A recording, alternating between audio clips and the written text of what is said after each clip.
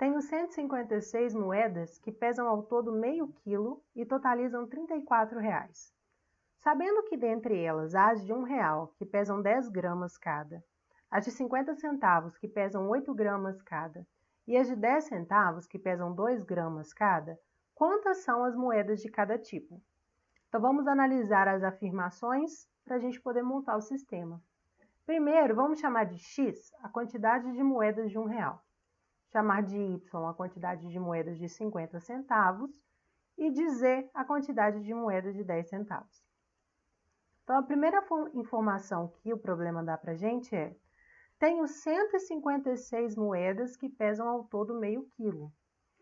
Então, se a gente está chamando de X a quantidade de moedas de R$1, de Y a quantidade de 50 centavos e Z a quantidade de moedas de 10 centavos, quando a gente soma X mais Y mais Z, a gente tem o total de moedas que ele tem. Então, X mais Y mais Z é 156. Outra afirmação é: dentre elas, as de R$1, que pesam 10 gramas cada, as de 50 centavos, que pesam 8 gramas cada, e as de 10 centavos, que pesam 2 gramas cada. Então, agora a gente vai montar uma equação que fala sobre os pesos dessas moedas. Então, cada moeda de R$1 pesa 10 gramas.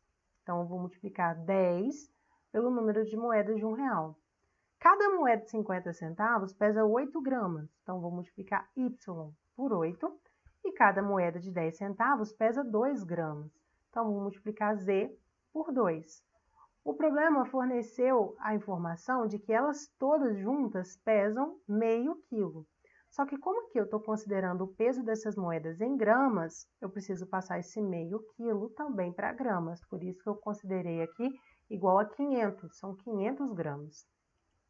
E por último, eu sei que a soma dos valores dessas moedas totalizam R$ 34.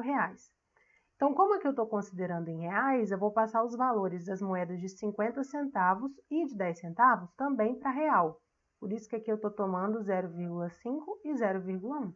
Então, aqui são as moedas de R$1, é como se aqui o coeficiente fosse 1. 0,5 vezes a quantidade de moedas de 50 centavos e 0,1 vezes a quantidade de moedas de 10 centavos. Quando eu somo isso tudo, eu tenho o valor total dessas moedas. E isso o exercício forneceu para a gente, que é 34. Então, portanto, agrupando essas três equações lineares num sistema, nós temos esse sistema aqui. Para facilitar as contas, eu vou multiplicar a última equação por 10, porque aí eu consigo tirar essa vírgula daqui e trabalhar apenas com números inteiros. Então, ó, essa última equação, toda ela multiplicada por 10, se transforma nessa equação aqui, onde eu não tenho mais números que não são inteiros.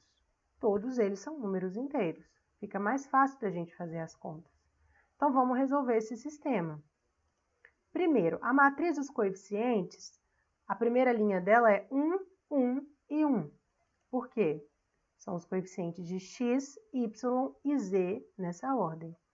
A segunda linha terá que ser 10, 8 e 2. 10, 8 e 2. E a terceira linha, 10, 5 e 1. O determinante dessa matriz é menos 22. Então, a gente tem um sistema que tem três equações, três incógnitas, e o determinante da matriz dos coeficientes é não nulo. Podemos aplicar a regra de Cramer. A matriz dos termos independentes é a matriz coluna 156, 500 e 340, que são exatamente esses termos aqui.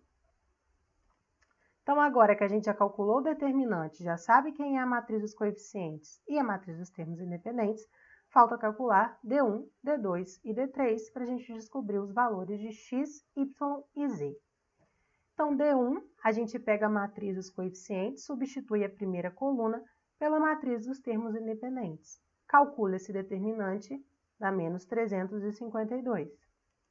O D2, pegamos a matriz dos coeficientes e substituímos a segunda coluna pela matriz dos termos independentes. Calculamos esse determinante, não pode ter preguiça de calcular esse determinante, dá menos 220.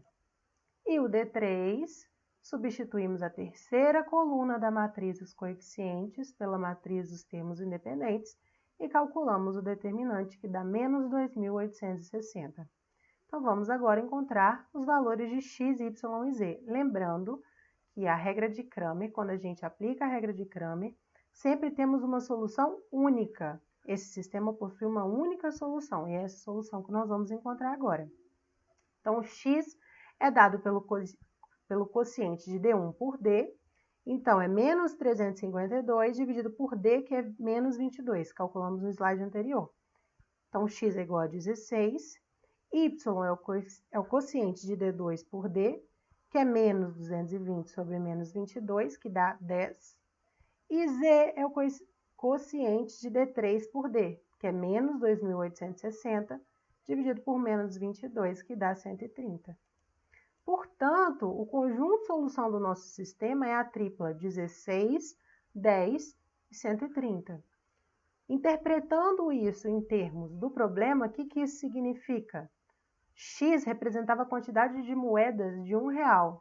Então, a gente tem 16 moedas de R$1, 10 moedas de 50 centavos, que era o que Y representava, a quantidade de moedas de 50, e 130 moedas de 10 centavos, que era o que a incógnita Z representava.